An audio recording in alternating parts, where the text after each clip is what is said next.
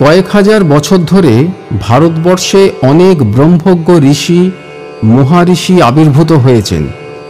তাঁদের অত্যাশ্চর্য প্রজ্ঞা ভারতীয় দর্শনকে করে তুলেছে সমৃদ্ধ, অনবদ্য। সৃষ্টি হয়েছে বিবিধ দর্শন ও তাঁদের অজস্র শাখা প্রশাখা। একেশ্বরবাদ, দ্বৈতবাদ, অদ্বৈতবাদ, বস্তুবাদ, এমনকি নিরীশ্বরবাদও। জৈন আত্মক্লেশবাদ থেকে বাৎসায়নের কামসূত্র পর্যন্ত অজস্র মতবাদ, বহু তাত্ত্বিক বিতর্ক ভারতীয় মননকে করে তুলেছে মুক্ত ও গতিশীল। কিন্তু এত মহাপুরুষের পদধূলি রঞ্জিত ভারতবর্ষ কেন হাজার বছর ধরে বর্বর বিদেশি শাসনে পরাভূত থাকল? কেন এত ঋষি মহাঋষি সাধুসন্ত ব্রহ্মজ্ঞানী ত্রিকালজ্ঞ সর্বজ্ঞানী গুরু মহারাজদের জ্ঞান, দর্শন, সাধনা ও উপদেশ ভারতীয়দের রক্ষা করতে পারল না সীমাহীন বিদেশি অত্যাচারের হাত থেকে? পশুবৃত্তি সম্পন্ন বিদেশি আক্রমণকারীরা যখন ভারতীয় হিন্দুদের ধনসম্পত্তি ও তাদের নারীদের চোখের সামনে দিয়ে টেনে নিয়ে যেতে লাগলো শত শত বছর ধরে, তখন কোনো ব্রহ্মজ্ঞান, কোনো দিব্যজ্ঞান কোনো কাজে আসলো না কেন? কেন সূক্ষ্মাতিসূক্ষ্ম তাত্ত্বিক দার্শনিক বিচার সহস্র বছরের দাসত্ব মোচন করতে পারল না? একথা কি এখনো ভেবে দেখার সময় হয়নি? ব্রহ্মজ্ঞ ঋষি মহাঋষিদের প্রতি পূর্ণ শ্রদ্ধা নিয়েই বলছি, এই সব প্রশ্নের একটাই উত্তর, তা হল এই গুরু মহারাজাদের দিব্যজ্ঞান ছিল প্রখর, সুউচ্চ, কিন্তু তারা তাদের শিষ্য পরম্পরার মধ্যে একটি বিশেষ ধরনের জ্ঞানের সঞ্চার করতে ব্যর্থ হয়েছেন। তা হল কাণ্ডজ্ঞান, যা কিনা জগতের রূঢ় বাস্তবতাকে স্বীকার করে মানুষকে পৃথিবীতে মাথা উঁচু করে বাঁচবার মতো জ্ঞান ও শক্তি যোগায়। কবিগুরু রবীন্দ্রনাথ ঠাকুর কালান্তর গ্রন্থে স্বামী শ্রদ্ধানন্দ প্রবন্ধে লিখেছেন, সমস্ত ভারতবর্ষ জুড়ে আমরা অবুদ্ধিকে রাজা করে দিয়ে তার কাছে হাত জোড় করে আছি। সেই অবুদ্ধির রাজত্বকে, সেই বিধাতার বিধিদত্ত ভয়ঙ্কর শকটাকে কখনো পাঠান, কখনো মোগল, কখনো ইংরেজ এসে পূর্ণ করে বসেছে। বাইরে থেকে এদের মাঠটাকেই দেখতে পাচ্ছি, কিন্তু এরা হলো উপলক্ষ, এরা এক একটা ঢেলা মাত্র, এরা ভূত নয়। আমরা মধ্যাহ্নকালের আলোতেও বুদ্ধি চোখ বুঝিয়ে দিয়ে অবুদ্ধির ভূতকে ডেকে এনেছি। এই সমস্ত তারই কর্ম। আমাদের লড়াই ভূতের সঙ্গে, অবুদ্ধির সঙ্গে, আমাদের লড়াই অবাস্তবের সঙ্গে। রূঢ় বাস্তবকে অস্বীকার করে হাজার বছর ধরে তুরীয় দিব্যজ্ঞান ও কাণ্ডজ্ঞানহীনতার সাধনায় মেতে থাকা বাঙালি হিন্দুর বিবেককে কষাঘাত করে সাম্প্রতিককালে আবির্ভূত হয়েছিলেন এক সম্পূর্ণ অন্যরকম ঋষি, কাণ্ডজ্ঞানের মহাঋষি শিবপ্রসাদ রায়। দিব্যজ্ঞান নয় কাণ্ডজ্ঞান চাই নামক এক নতুন দর্শন রচনার মধ্য দিয়ে যাঁর আত্মপ্রকাশ। এই কাণ্ডজ্ঞানের বর্ষণ আমাদের এক নতুন কর্মময় গতিময় বাস্তবতার দিকে নিয়ে যাবে, দাসত্বের জড় বিষাদ মোচন করবে। এই শিবপ্রসাদ রায় থাকতেন বর্ধমান জেলার কালনা শহরে, যিনি আজ প্রয়াত, কিন্তু স্বর্গত শিবপ্রসাদ রায়ের পরিচয় আজ অনেকেই জানেন। অসামান্য বাগ্মী, সুলেখক এবং হিন্দু জাগরণের এক পুরোধা হিসেবে তার খ্যাতি আজ ভারতবর্ষ অতিক্রম করে ইউরোপ আমেরিকাতেও ব্যাপ্ত হয়েছে। আজ নানা দেশে শিবপ্রসাদ রায়ের নামে অনেক ফোরাম, ট্রাস্ট, স্মৃতি সমিতি, এমনকি ফ্যান ক্লাবও গড়ে উঠেছে। আসুন আমরা দেখি কি বলছেন এই কাণ্ডজ্ঞানের মহাঋষি তাঁর দিব্যজ্ঞান নয় কাণ্ডজ্ঞান চাই গ্রন্থে। ছোটবেলায় একটা বই পড়েছিলাম, নাম বুদ্ধিতে যার ব্যাখ্যা চলে না। বড় হয়েও এদেশের বহু ঘটনার বুদ্ধি দিয়ে ব্যাখ্যা করতে পারছি না। মনে হচ্ছে গোটা দেশের ভাবনা চিন্তাগুলো যেন একটা অবাস্তব ভিত্তির ওপর দাঁড়িয়ে। অবিলম্বে যদি আমরা বাস্তবের মাটিতে পা না রাখতে পারি, আমাদের জন্য অপেক্ষা করছে চরম সর্বনাশ। এদেশের অর্থনৈতিক বিপর্যয় এবং মনুষ্যত্বের অবক্ষয়ের জন্য দায়ী করা হয় ভারত বিভাগকে। এই ভারত বিভাগ ছিল এদেশের তাবৎ হিন্দু নেতৃবৃন্দের নির্বুদ্ধিতার পরিণতি। শতকরা ৯৭ জন মুসলমানের দাবি ছিল হিন্দু মুসলমান দুটো পৃথক জাতি। হিন্দুর সঙ্গে পাশাপাশি বাস করে মুসলমানদের ধর্ম সংস্কৃতি অক্ষুণ্ণ রাখা অসম্ভব। অতএব আমাদের একটা হোমল্যান্ড চাই, যার নাম পাকিস্তান। মুসলমান সমাজের পুরোটাই যখন ভারতবর্ষকে দুখণ্ড করতে ব্যস্ত, তখন হিন্দু নেতারা কি করছিলেন?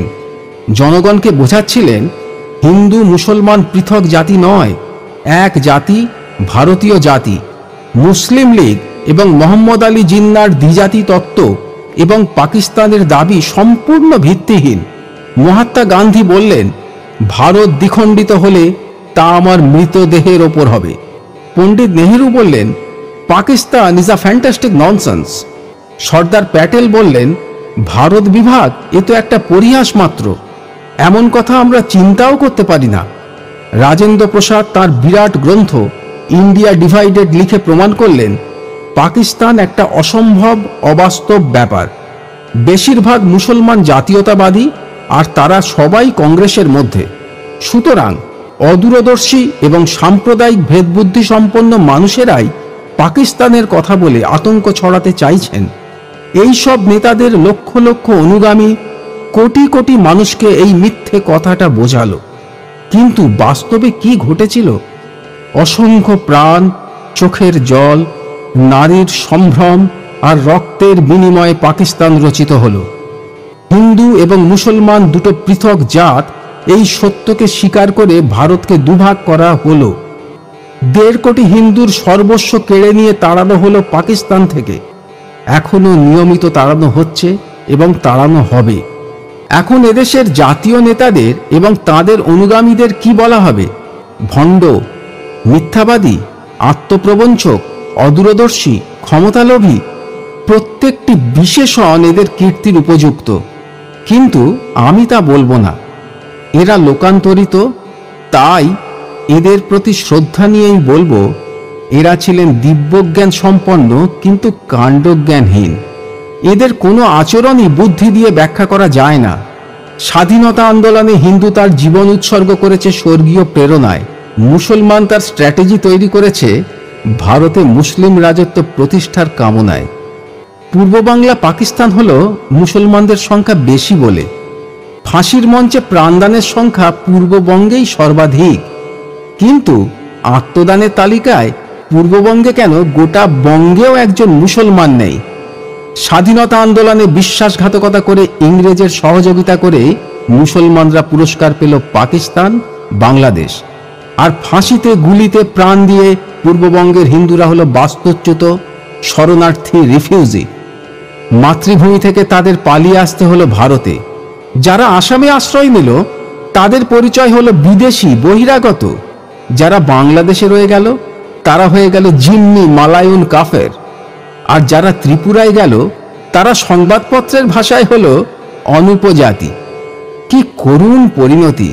অথচ শ্যামাপ্রসাদ ছাড়া একজনও আত্মসম্মান সম্পন্ন নেতা ছিলেন নাকি গোটা দেশে এই ঘটনা যাকে বিচলিত করেছে। তাঁর প্রচেষ্টায় রক্ষিত হয়েছিল এই পশ্চিমবঙ্গ এবং পাঞ্জাব। তাকে সবাই বলেছিল সাম্প্রদায়িক। শ্যামাপ্রসাদ কাশ্মীরের চূড়ান্ত ভারত ভুক্তি চেয়েছিলেন, 370 ধারার উচ্ছেদ চেয়েছিলেন।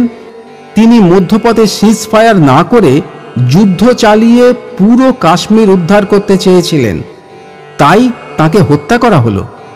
যারা কাশ্মীরের অর্ধাংশ পাকিস্তানের হাতে তুলে দিয়ে বাকিটাকে প্রায় পাকিস্তান করে দিল, যাদের জন্য কাশ্মীর আজ অগ্নিগর্ভ, তারা প্রগতিশীল, ধর্মনিরপেক্ষ, অসাম্প্রদায়িক।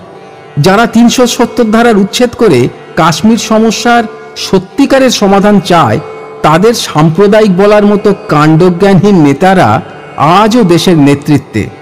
ভারতের অর্ধাংশ, কাশ্মীরের অর্ধেক উপঢৌকন দেওয়া সত্ত্বেও ভারতে আবার সেই একই পরিস্থিতির উদ্ভব হয়েছে।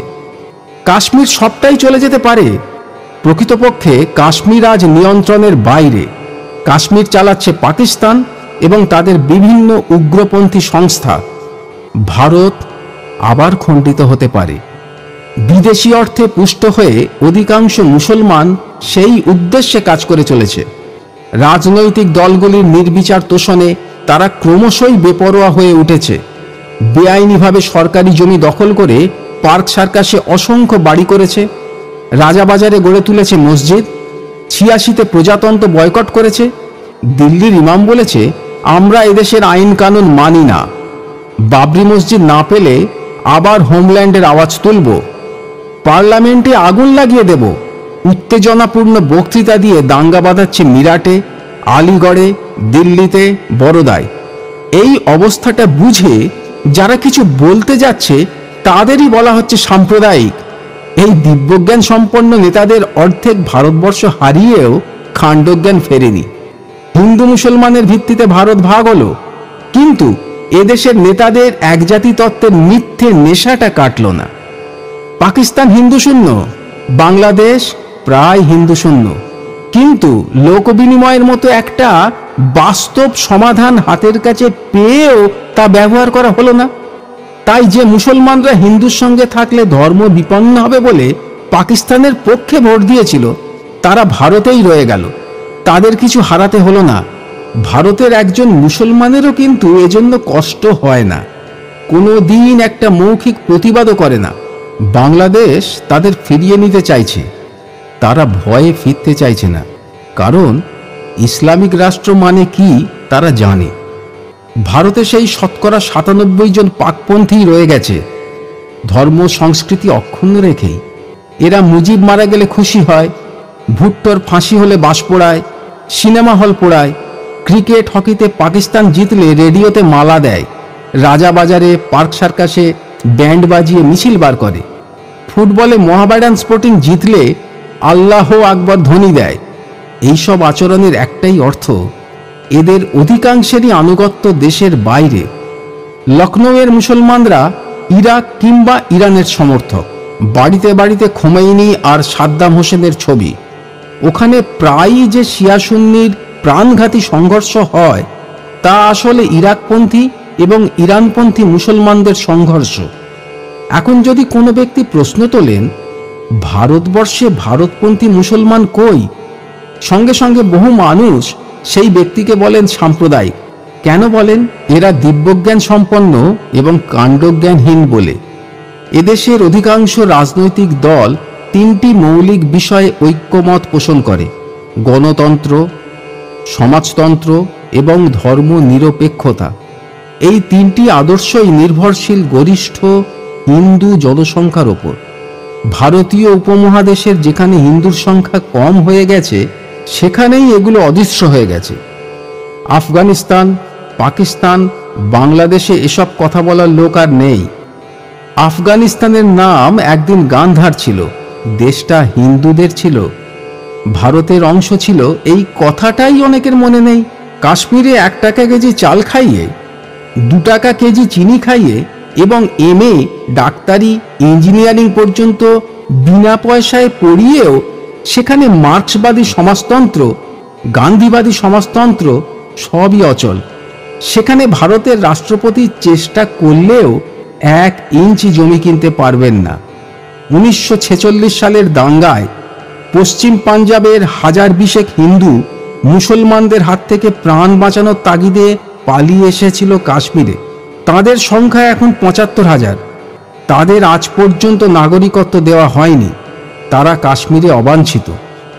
শেখ আবদুল্লাহর আমলে কাশ্মীরে একটা বিল এলো, যাতে পাকিস্তানে চলে যাওয়া মুসলমানদের সম্পত্তি ফিরিয়ে দেওয়া হবে। অথচ পূর্ববঙ্গে হিন্দুর সম্পত্তি মানে শত্রুর সম্পত্তি। প্রয়াতা ইন্দিরা গান্ধী সারা দেশে এসমা প্রয়োগ করেছিলেন, কিন্তু কাশ্মীরে পারেননি। এ ব্যাপারে সব রাজনৈতিক নেতারাও নির্বাক।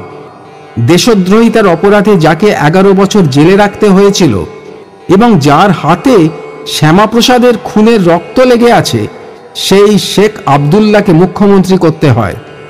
আবদুল্লাহ মারা গেলে ফারুককে, শুধু সেখানে হিন্দু সংখ্যালঘু বলে। গত কয়েক বছরে কাশ্মীরে 300 হিন্দু মন্দির ধ্বংস করা হয়েছে, 3 লক্ষ হিন্দুকে বিতাড়িত করা হয়েছে, সত্যার্থ প্রকাশ গ্রন্থ নিষিদ্ধ হয়েছে।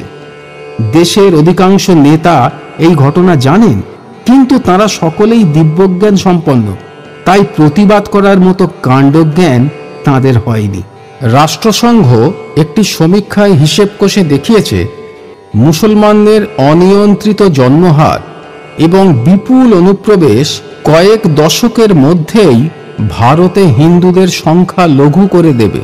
ব্যাপকভাবে হিন্দুদের গণধর্মান্তর করার জন্য আরব রাষ্ট্রগুলো থেকে কোটি কোটি টাকা আসছে, একথা ভারত সরকারের স্বরাষ্ট্র দপ্তরের। হাজার হাজার বছরের মীনাক্ষীপুরমে মাত্র 850 হিন্দু মুসলমান হওয়ার সঙ্গে সঙ্গেই সেটা হয়ে গেল রহমতনগর। ভারতে হিন্দু সংখ্যালঘু হয়ে গেলে ভারত আর ভারত থাকবে? এই ছোট্ট কাণ্ডজ্ঞানের কথাটা দেশের দিব্যজ্ঞান সম্পন্ন ধর্মীয় গুরু, রাজনৈতিক নেতা, সাধু সন্ত, বুদ্ধিজীবী কারো মাথায় ঢুকছে না। বরং তারা এ বিষয়ে আরো গোলমাল পাকিয়ে দিচ্ছে নানাভাবে।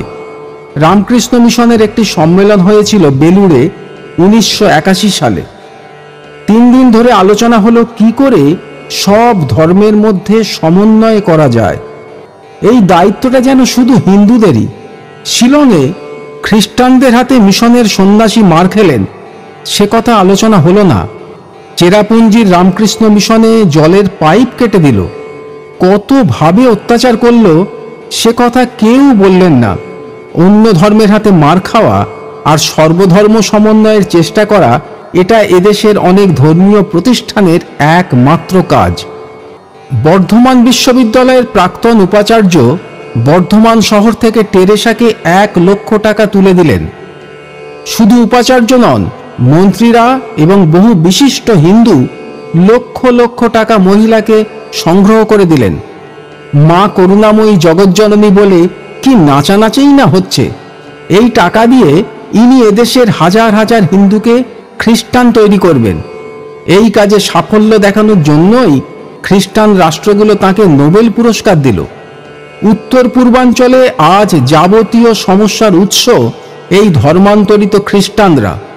ত্রিপুরায় কয়েক হাজার হিন্দুকে হত্যা করল ওরাই, এখনো করে চলেছে। নিহত হিন্দুদের জন্য জগজ্জননীর চোখ থেকে 1 ফোঁটাও জল পড়েনি।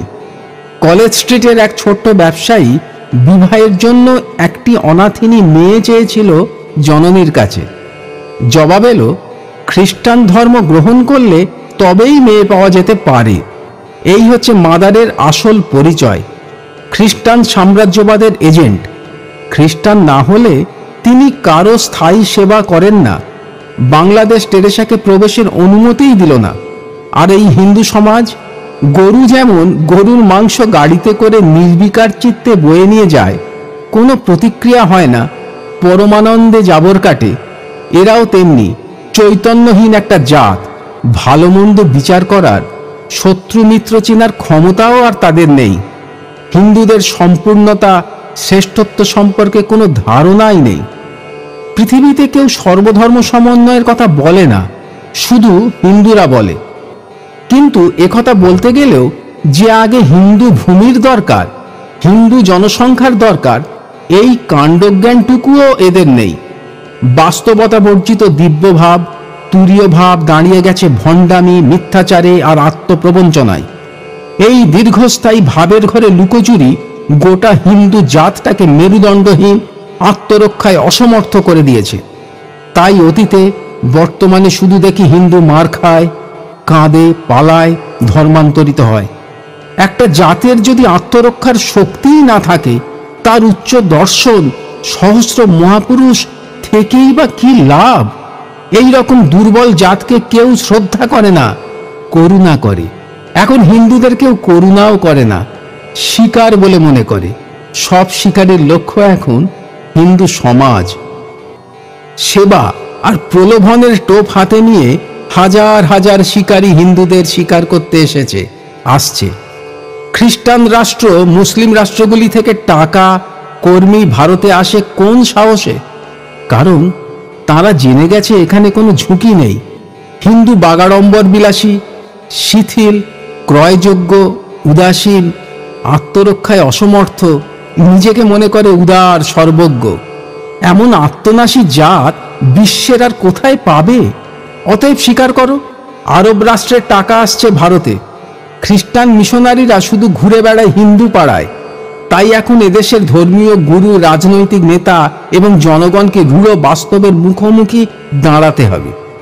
যোগী, সাধক, ভক্ত, বৈষ্ণব সকলকে মনে রাখতে হবে, জপ করুন, সাধনা করুন, কীর্তন করে কেঁদে ভাসিয়ে দিন, আপত্তি নেই। সর্বাগ্রে মনে রাখুন, হিন্দু ভূমি, হিন্দু সমাজ, হিন্দু জাতি না থাকলে কিংবা হিন্দুর সংখ্যা কম হয়ে গেলে এসব কিছু থাকবে না। রাজনৈতিক নেতা এবং কর্মীদের মনে রাখতে হবে, মার্ক্সবাদ, গান্ধীবাদ যাই বলুন, এসব ততদিনই বলা যাচ্ছে যতদিন এদেশে হিন্দু বেশি আছে। মার্ক্সবাদ সুপণ্ডিত কিংবা গান্ধীবাদের তাত্ত্বিক নেতাদের মনে রাখতে হবে, তাদের সব তত্ত্বজ্ঞান মূল্যহীন হয়ে গেল পূর্ববঙ্গে, হিন্দু সংখ্যালঘু হয়ে গেল বলে। প্রয়াত প্রমোদ দাশগুপ্ত এখানে যত গর্জনই করুন, তিনি ভাবতেই পারেননি তাঁর স্বপ্নের মার্ক্সবাদ জন্মভূমি ফরিদপুরে গিয়ে প্রচার করবেন। প্রফুল্ল সেন ভুলেও ভাবেননি তাঁর জীবনাদর্শ গান্ধীবাদ পিতৃভূমি খুলনায় গিয়ে প্রচারের আর সুযোগ হবে। ঠাকুর অনুকূল চন্দ্র সম্পর্কে তাঁর শিষ্যদের দাবি, তিনি পুরুষোত্তম, পূর্ণ ব্রহ্ম। তিনি বহু শিষ্যকে বলেছেন, ধর্ম সবই সমান। কিন্তু পাকিস্তান হবার আগেই তিনি সৎসঙ্গের মূল আশ্রম পাবনা ছেড়ে পালিয়ে এলেন দেওঘরে। তাঁর দিব্যজ্ঞান তাকে নিয়ে অনেক উদার মহৎ কথা বলিয়েছে, কিন্তু কাণ্ডজ্ঞান বলেছে, যা পালা হিন্দুস্থানে, যেখানে হিন্দু বেশি আছে। তোর ব্রহ্মের শক্তি দিয়ে তুই এখানে আত্মরক্ষা করতে পারবি না। তাই কাল বিলম্ব না করে তিনি পালিয়ে এলেন। হিন্দুর সংখ্যা কম হয়ে গেলে পূর্ণব্রহ্মেরও মর্যাদা থাকে না। এই সরল সত্যটা ঠাকুরের শিষ্যদের সর্বাগ্রে বুঝতে হবে। এই বঙ্গে আর একজন খ্যাতিমান গুরু ছিলেন। ইনি জন্মসিদ্ধ ঠাকুর বালক ব্রহ্মচারী। জন্ম ঢাকা জেলার মেদিনী মণ্ডল গ্রামে। পূর্ববঙ্গ পাকিস্তান হয়ে গেলে তাঁর সিদ্ধান্ত কোনো কর্মে লাগলো না। তাকে দেশ ছেড়ে পালাতে হলো কোথায়? যেখানে হিন্দু বেশি আছে। হিন্দু কম হলে পূর্ণব্রহ্মও ক্ষমতাহীন, জন্মসিদ্ধ ব্রহ্মচারীও তাই। এগুলো দিব্যজ্ঞানের কথা নয়, রাগের কথাও নয়, প্রমাণিত সত্য। কিন্তু এই আঘাত, পলায়ন থেকে এরা কিছুই শিক্ষা নিলেন না। সন্তান দল একটি গানের রেকর্ড বার করেছে, যার প্রথমে আজান এবং পরে কথা, যে আল্লাহ সেই রাম, রাম নারায়ণ রাম। আল্লাহ এবং রামের সহাবস্থান পূর্ববঙ্গে হল না। আল্লাহর অনুগামীদের দাপটে হিন্দুদের 14 পুরুষের ভিটে ছেড়ে চলে আসতে হলো। তারপরেও এই গান নিশ্চয়ই ঔদার্য ও সহিষ্ণুতার লক্ষণ, কিন্তু এটি কাণ্ডজ্ঞানহীনতার, আত্মহত্যার লক্ষণ বটে। এত উদার কিংবা ভণ্ড জাত কখনো বাস্তবের সম্মুখীন হতে পারে না। তাই যখনই হিন্দু সমাজের ওপর আঘাত এসেছে, এই সব দিব্যজ্ঞান সম্পন্ন মার্ক্সবাদী, পূর্ণব্রহ্ম ঠাকুর, জন্মসিদ্ধ ব্রহ্মচারীরা দিশেহারা হয়ে গেছেন, পালিয়ে প্রাণ বাঁচিয়েছেন। তাঁদের ঔদার্য, পাণ্ডিত্য, বাগ্মিতা, ব্রহ্মত্ব, সিদ্ধাই কোনো কাজে লাগেনি। ভারতে এসে এদের প্রথম কাজ ছিল ধর্মের একটা ভিত্তি তৈরি করা, হিন্দু সমাজের সকল সম্প্রদায়কে একটা কমন প্ল্যাটফর্মে আনা, হিন্দু জাতিকে ঐক্যবদ্ধ করা। প্রাণের আধার যেমন শরীর, তেমনি হিন্দু ধর্মের আধার হচ্ছে হিন্দু জাতি, হিন্দু সমাজ। সংগঠিত হিন্দু সমাজ না থাকলে 33 কোটি দেবদেবী, হাজার হাজার ধর্মগুরু, পণ্ডিত, রাজনৈতিক নেতা কেউই নিজের মর্যাদা রক্ষা করতে পারেন না। পালাতে হয়, মরতে হয়, ধর্মান্তরিত হতে হয়। এই খণ্ডিত বঙ্গে এখন মুসলমানদের সংখ্যা শতকরা 25। এই সংখ্যা 51-তে পৌঁছলেই গান্ধীবাদ, মার্ক্সবাদ, ভজন, কীর্তন, মালা, টিকি, মহোৎসব, ভোগারতি সব শেষ হয়ে যাবে। সব ধর্ম সমান, খেটে খাওয়া মানুষের কোনো জাত নেই। হিন্দু মুসলিম ঐক্য চাই। এই দেশ ধর্মনিরপেক্ষ, এখানে শুধু হিন্দু কথা বলছেন কেন? এসব বলার জন্য তখন কেউ থাকবে না। পূর্ববঙ্গে এই দিব্যজ্ঞানযুক্ত কথা আর কেউ বলে না, বলতে পারে না। রমনার বিখ্যাত কালীবাড়িটা যখন কামান দেখে চূর্ণ করে ট্যাং দিয়ে সমান করা হলো, তখন কেউ একটা কথা বলেনি। এগুলো ফলিত সত্য। 1982 সালের ডিসেম্বর মাসে হাজার হাজার হিন্দু মন্দির ধ্বংস করা হলো। সবাই কিন্তু নির্বাক। এই বাস্তব সত্যের ওপর দাঁড়িয়ে আজ সকলকে ধর্মের কথা, রাজনীতির কথা, ব্যক্তি জীবনের নিরাপত্তার কথাও ভাবতে হবে। হিন্দু সংগঠিত, শক্তিশালী এবং সংখ্যাগুরু না থাকলে শুধু তার ধর্মই লাঞ্ছিত হয় না, তার জীবন সম্পত্তিও নিরাপদ থাকে না। এ শুধু পূর্ববঙ্গ কিংবা পাকিস্তানের ইতিহাস নয়, 1000 বছরের ইতিহাস। গত 1000 বছর ধরে হিন্দু দেবদেবী যেভাবে লাঞ্ছিত, অপবিত্র হয়েছে, তাতে দেবতাদের মর্যাদা বাড়েনি। বহু মানুষের মনে প্রশ্ন জাগতে পারে, আমাদের দেবদেবীদের মহিমা শুধু পুঁথিপত্রে, কথাবার্তায়। কথাটা মিথ্যে নয়। এদেশে 100 বছর আগে জনসংখ্যা ছিল 30 কোটি, দেবতার সংখ্যা 33 কোটি।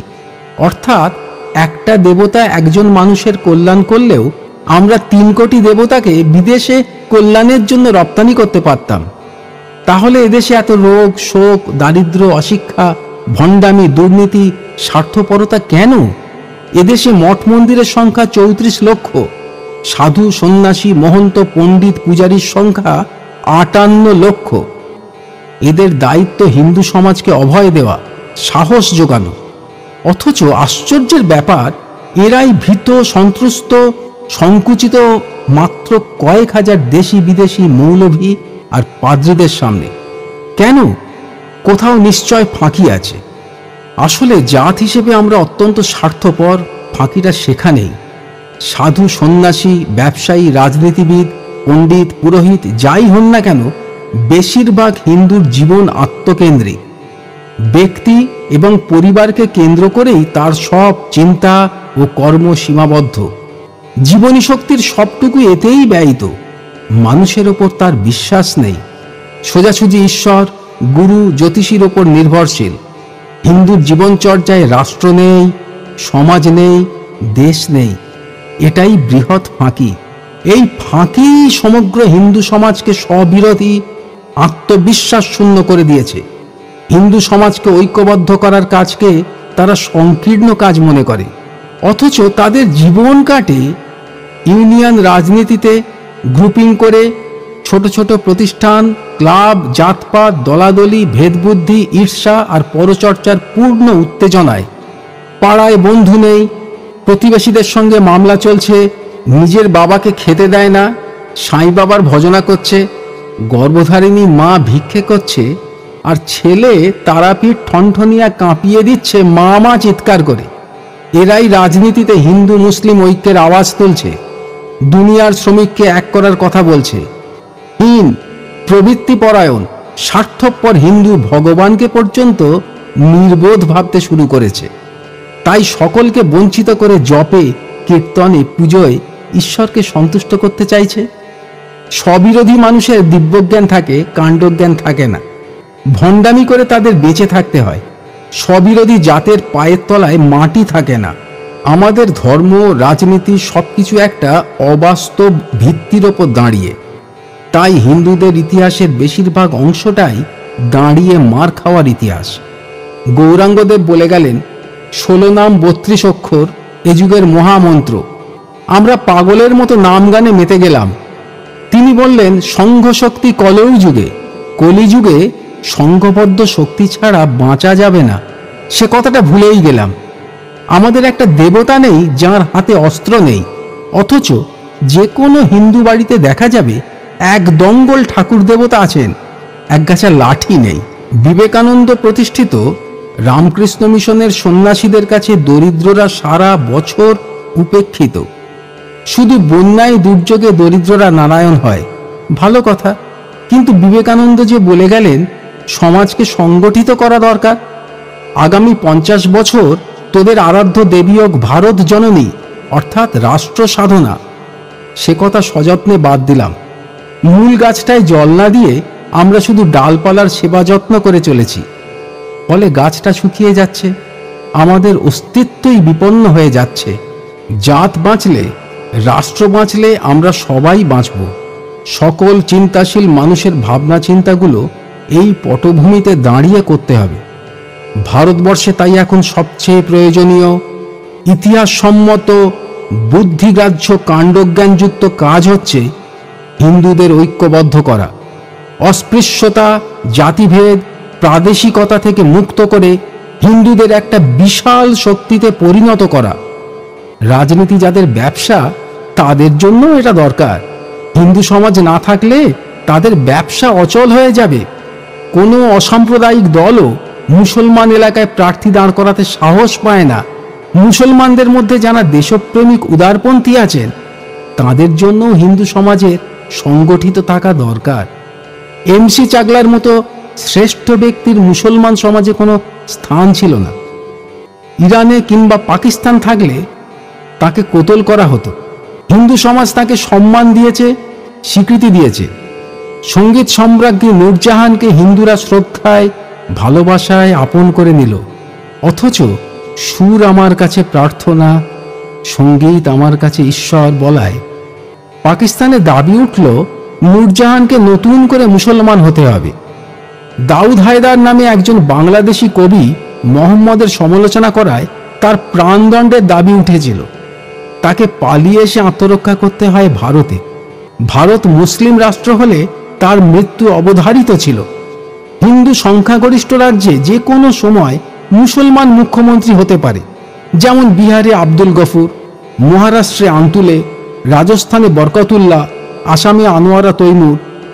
মুসলিম সংখ্যাগরিষ্ঠ কাশ্মীরে একজন হিন্দু মুখ্যমন্ত্রী হবে কেউ ভাবতে পারেন না। অতএব যা কিছু কল্যাণময় এবং শুভঙ্কর, তার জন্যই যে কোনো মূল্যে হিন্দু সমাজকে জীবিত রাখতে হবে। যারা হিন্দু সমাজকে সংগঠিত করতে চাইছে, তাদের সর্বতোভাবে সাহায্য করুন, সহযোগিতা করুন। আর্য সমাজ, ভারত সেবাশ্রম সংঘ, বিশ্ব হিন্দু পরিষদ, রাষ্ট্রীয় স্বয়ংসেবক সংঘ সর্বশক্তি দিয়ে হিন্দু জাতিকে ঐক্যবদ্ধ করার চেষ্টা চালিয়ে যাচ্ছে। অর্থ দিয়ে, শ্রম দিয়ে এদের গতি বৃদ্ধি করুন। নিজে কপট উদার সেজে এদের সাম্প্রদায়িক বলে আত্মহত্যার পথ প্রশস্ত করবেন না। একটু কাণ্ডজ্ঞান দেখান। আমাদের দিব্যজ্ঞানের ফলে অর্ধেক ভারত আজ পাকিস্তান। পাকিস্তান, বাংলাদেশ ও ভারতে 25 কোটি মুসলমান, 1 কোটি খ্রিস্টান। বিশ্ব হিন্দু পরিষদ খুব অল্প সময়ে 8 লক্ষেরও বেশি মুসলমান ও খ্রিস্টানকে হিন্দু ধর্মে ফিরিয়ে এনেছে, আরও আনবে। ইসকনও যথেষ্ট কাজ করেছে। ইসকনের বিরুদ্ধে কিছু বলবেন না। যে কাজ আমাদের করা উচিত ছিল সেটা ওরা করে দিচ্ছে। নিজের নীচতা দিয়ে ওদের বিচার করবেন না। দেশদ্রোহিতার অপরাধে মাইকেল স্কট, ফাদার ফেরারকে ভারত থেকে বিতাড়িত করা হয়েছিল। সম্প্রতি ফাদার ডিসুজাকে গ্রেপ্তার করা হলো। বিদেশি এজেন্ট খ্রিস্টান ফাদারই। ইসকন বিদেশি এজেন্ট হলে সারা পৃথিবী জুড়ে মন্দির করত না, এত কৃচ্ছ সাধন করত না। অন্যদিকে বিহার শরীফে মোরাদাবাদে মর্টার, বন্দুক তৈরির কারখানা পাওয়া গেল মুসলমান পাড়ায়। লখনৌয়ের মসজিদে পাওয়া গেল 15,000 তাজা বোমা। ধানবাদের মুসলিম হোটেল থেকে পাওয়া গেল বাক্স বাক্স জোরালো ডিনামাইট। টন টন RDX রয়েছে মুসলিম মাফিয়াদের হাতে। ধর্মপ্রচারের নামে খ্রিস্টান ও মুসলমানদের খোলাখুলি রাষ্ট্রবিরোধী কার্যকলাপ অচলায়তন হিন্দু সমাজের টনক নড়িয়ে দিয়েছে। তার লক্ষণ ফুটে উঠেছে জীবনের প্রতিটি ক্ষেত্রে, এমনকি রাজনৈতিক ক্ষেত্রেও। বিপুল শক্তি নিয়ে হিন্দু সমাজের জাগরণ ঘটছে। হিন্দুর শক্তি বৃদ্ধিতে রাষ্ট্রদ্রোহী ছাড়া আর কারো আতঙ্কিত হবার কারণ নেই। হিন্দু কারো মসজিদ ভেঙেছে, গির্জা ভেঙেছে, ইতিহাসে একটি দৃষ্টান্ত নেই। কিন্তু আজও একটি হিন্দু নারী মুসলমান দ্বারা অপহৃত হলে, হিন্দু মন্দির মুসলমান কর্তৃক ধ্বংস হলে কোনো মুসলমান তার প্রতিবাদ করে না, নীরবে সমর্থন করে। এগুলো বিদ্বেষ সৃষ্টি নয়, বাস্তব অবস্থার কথা, হিন্দুর বাঁচার কথা। সভ্য দেশে আইন সকলের জন্য সমান হয়। এখানে মুসলমানদের জন্য বিবাহ আইন পৃথক। হিন্দু বিয়ে করবে একটি, পরিবার পরিকল্পনা করে সন্তান রাখবে 2টি। তাদের স্লোগান আমরা 2, আমাদের 2। আর একজন মুসলিম বিয়ে করবে 4টি, পরিবার পরিকল্পনা করবে না। তাদের স্লোগান আমরা 5, আমাদের 25। এই ব্যবস্থা পাশাপাশি চললে ভারত মুসলিম সংখ্যাগরিষ্ঠ হতে কতদিন? শুধু কি এখানেই শেষ? শিব ঠাকুরের আপন দেশে আইন কানুনের সর্বনেশের মতোই ভারতের ব্যাপার স্যাপার। যে মুসলমানের কাছে বিবাহের কোনো পবিত্রতা নেই, স্থায়িত্ব নেই, আজ বিয়ে করলে কাল তালাক দিয়ে পরশু নিকাহ করতে পারে, তিনি বিবাহ করতে পারবেন 4টি। আর যে হিন্দু বিশেষ কারণ না ঘটলে কিছুতেই 2টো বিয়ে করবে না, নিয়ন্ত্রণ হালা হলো তার জন্য। এই সেকুলারিজমের আরো মহিমা আছে। হিন্দু 2টি বিয়ের চেষ্টা করলে তাকে গ্রেপ্তার করতে পারবে 3টে স্ত্রীর মালিক মুসলিম পুলিশ অফিসার। তাকে বিচার করে সাজা দিতে পারবে 4টে স্ত্রীর মালিক মুসলমান বিচারপতি। সাজাটি কি? 7 বছর সশ্রম কারাদণ্ড। জানি বিশ্বাস হচ্ছে না। বিশ্বাস না হওয়ার কারণ নেতা, সংবাদপত্র, বুদ্ধিজীবীদের কল্যাণে জনগণকেও ক্রমশ কাণ্ডজ্ঞান শূন্য করে ফেলা সম্ভব হয়েছে। এদেশের সব দলের নেতারাই দিব্যজ্ঞান সম্পন্ন, নয়তো আরবের অর্থপুষ্ট। এখন তো প্রমাণিত বিজেপি ছাড়া সব দল দাউদ, মেমন, রশিদের এজেন্ট। তাই প্ল্যান করে তারা দেশটাকে মুসলমানদের করে দিতে চাইছে। যারা এই সত্য কথাগুলো জনসমক্ষে বলছে, আরবীয় এজেন্টরা তাদের সাম্প্রদায়িক বলে নিজেদের মুখ রক্ষা করতে চাইছে। এই দ্বিমুখী চক্রান্তের প্রতিরোধ করে দেশকে বাঁচাবে কে? হিন্দুর সংঘবদ্ধ শক্তি। পাকিস্তানে, বাংলাদেশে বাধ্যতামূলক বিবি নিয়ন্ত্রণ হচ্ছে, জন্ম নিয়ন্ত্রণ হচ্ছে। এখানে হবে না কেন? কাণ্ডজ্ঞানহীন নেতৃত্ব রয়েছে বলে। নেতারা নৈবেদ্যের ওপর মন্ডার মতো। আমরা হচ্ছি নৈবেদ্য চাল। হিন্দু সমাজ গা ঝাড়া দিলেই এই স্বার্থপর হিন্দু বিরোধী মন্ডারূপী নেতারা অদৃশ্য হয়ে যাবে।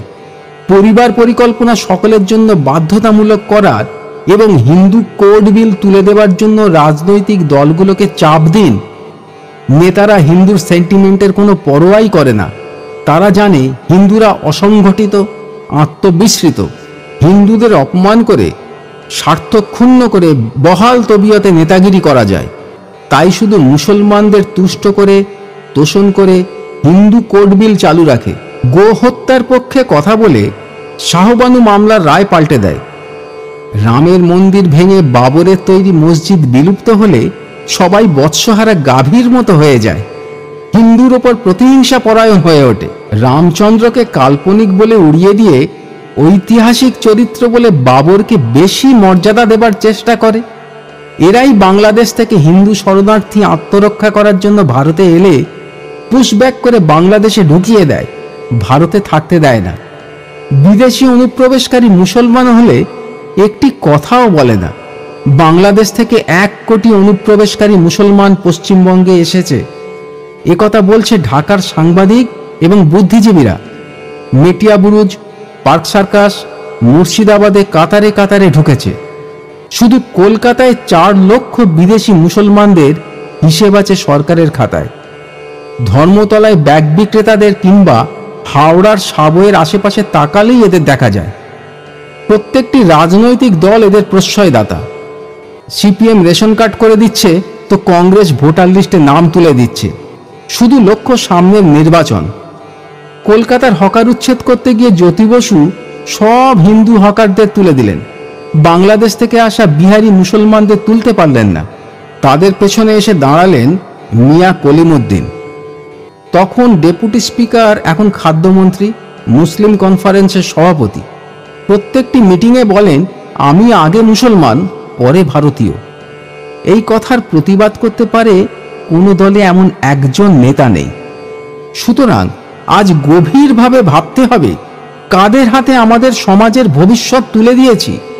ভাবতে, বুঝতে এবং সঠিক সিদ্ধান্ত নিতে দেরি হলে অনুশোচনা ছাড়া আর কিছু করার থাকবে না। ধর্মগুরু, রাজনৈতিক নেতাদের মতো সাহিত্য, সাংবাদিকতার জগৎটাও আজ নিয়ন্ত্রণ করছে দিব্যজ্ঞানী ও স্বার্থান্বেষী বুদ্ধিজীবীরা। দেশের ধর্ম, সংস্কৃতি, হিন্দুত্বকে আঘাত করা এদের লক্ষ্য। হিন্দু সমাজের সর্বনাশ করে এরা মানবতাবাদী সাজতে চায়। দেশের ছদ্ম বুদ্ধিজীবীরা যুক্তিহীন, অর্থহীন প্রবন্ধ লেখে সংবাদপত্রে হিন্দু রাষ্ট্রের বিরুদ্ধে, হিন্দু সংগঠনের বিরুদ্ধে। আহাম্মকের মতো লেখে হিন্দু রাষ্ট্রের কথা বললে শিখেরা, বৌদ্ধরা পৃথক রাষ্ট্র চাইবে। মুসলমানেরা আলাদা রাষ্ট্র চাইবে। এই হতভাগ্যেরা ভারতের সংবিধানটা একবার খুলে দেখে না, যাতে লেখা আছে শিখ, বৌদ্ধ, জৈন এরা হিন্দু সমাজের অন্তর্গত। এরা স্মৃতিভ্রংশ অথবা শয়তান। নইলে এদের মনে পড়ত শতকরা 23 ভাগ মুসলমান ভারতের 30 ভাগ জমি নিয়ে পাকিস্তান তৈরি করেছে। তারপরেও 1.5 কোটি হিন্দুকে তাড়িয়ে দিয়েছে, কিন্তু জমি দেয়নি। এদেশের কিম্ভূত কিমাকার রাজনৈতিক নেতারা এবং অপদার্থ বুদ্ধিজীবীরা বড়ই বিচিত্র। এরা হাজার হাজার মাইল দূরে থাকা 10 লক্ষ প্যালেস্টাইনি মুসলমান উদ্বাস্তুদের জমি দেবার জন্য সহানুভূতি দেখাতে পারেন। সরকার আর্থিক সাহায্য দিতে পারে। নির্জোট সম্মেলনের নেতারূপে তাদের জন্য বিশ্ব জনমত তৈরি করতে পারে। পারে না শুধু অন্যায়ভাবে দেওয়া 1.5 কোটি হিন্দুর জন্য ন্যায়ত আইনত প্রাপ্য জমি চাইতে। বঙ্গসেনা, বিএলও বাংলাদেশের 8টি জেলা নিয়ে স্বাধীন বঙ্গভূমির দাবি করছে। তার জন্য প্রাণের ঝুঁকি নিয়ে আন্দোলন করছে। জনমত এই দাবির পেছনে সংহত হলেও বাংলাদেশের প্রত্যেকটি হিন্দু এই আন্দোলনে আসার আলো দেখলেও ভারতের সংবাদপত্র নির্বাক। নেতারা, পণ্ডিতেরা বলতে পারছেন না এ দাবি ন্যায্য, আইনসঙ্গত এবং মানবিক দাবি। অনেক আগে এই দাবি উচ্চারিত হওয়া উচিত ছিল। রাজনৈতিক নেতা এবং বুদ্ধিজীবীরা এসব ভাবতে পারে না। রুগ্ন, পরাজিত, বিকৃত দৃষ্টিভঙ্গি নিয়ে তাঁরা ভাবেন এসব বললে ভারতের মুসলমানেরা আবার যদি রাষ্ট্র চায়। এরা ভুলে যান যে মুসলমানরা দেশ ভাগ করে নিজেদের রাষ্ট্র বুঝে নিয়েছে। যতটা জমি পাওয়া উচিত তার চেয়ে বেশি জমি নিয়েছে। অতএব মুসলমানেরা আবার রাষ্ট্র চাইলে তাদের সীমান্ত পার করে দিতে হবে।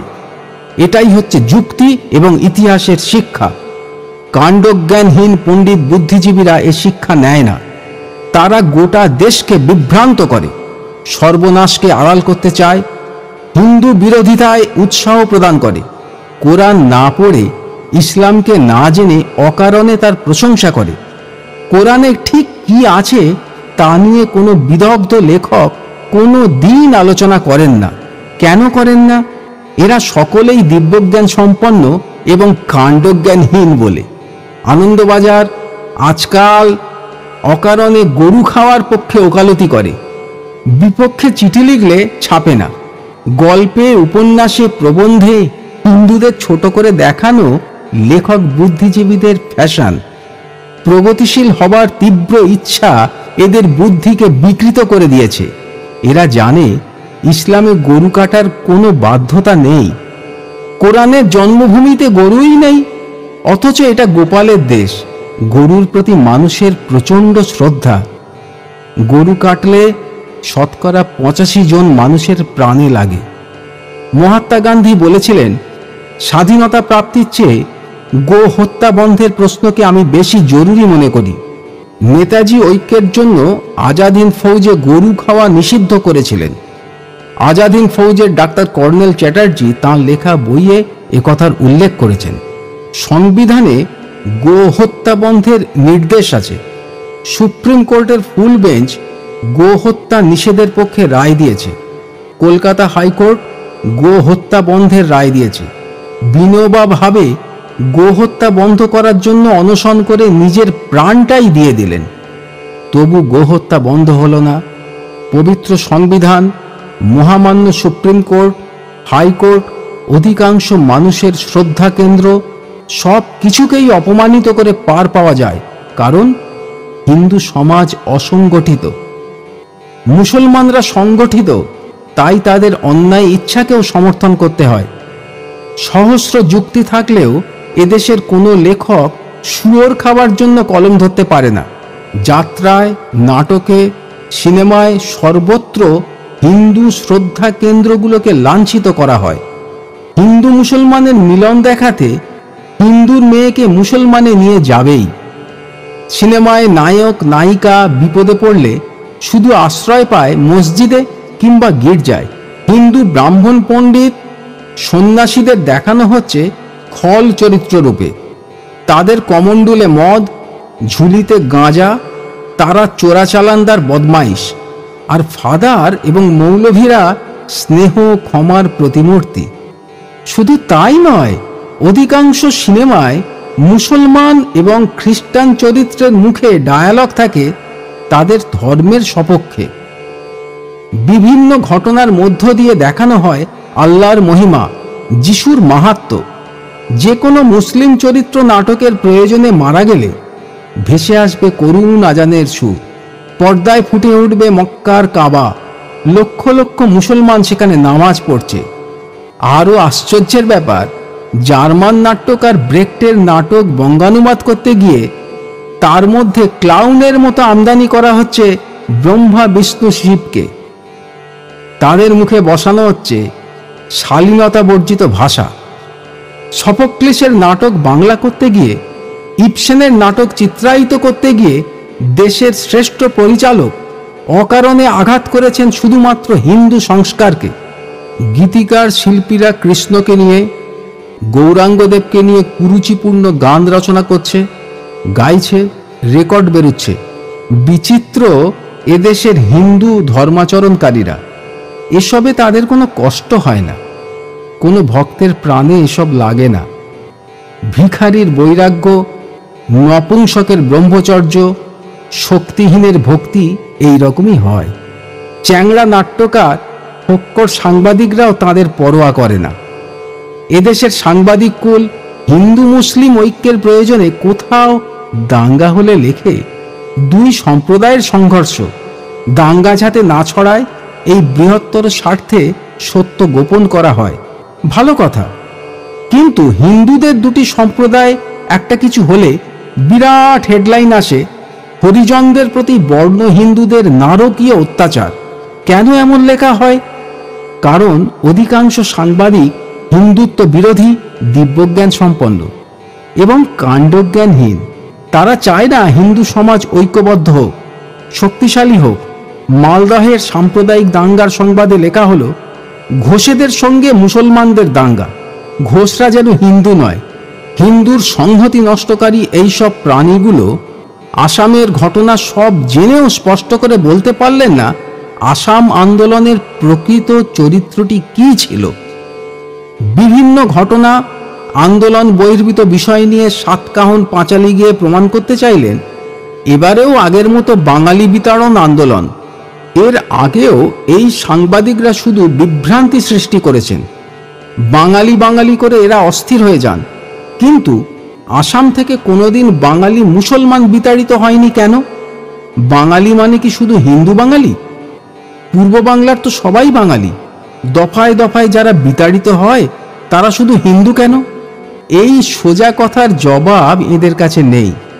বাঙালিদের জন্য যাদের বেশি দরদ, যারা বাঙালির স্বার্থ রক্ষায় বাঙালিস্তান গড়তে চায়, সেই আমরা বাঙালিও এ প্রশ্নে নীরব।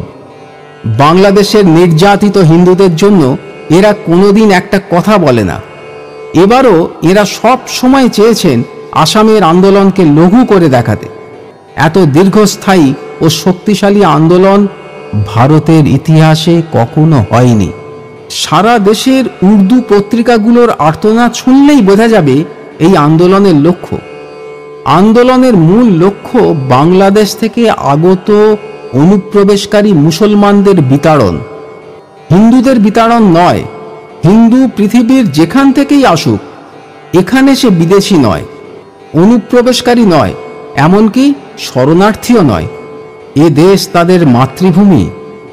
অসমিয়া হিন্দুরা একথা বুঝেছে, কিন্তু তাদের আরও সক্রিয় হতে হবে। আসামে ৪৯ লক্ষ বাংলাদেশি মুসলমানের অনুপ্রবেশ ঘটেছে। এই অনুপ্রবেশ বন্ধ করতেই হবে।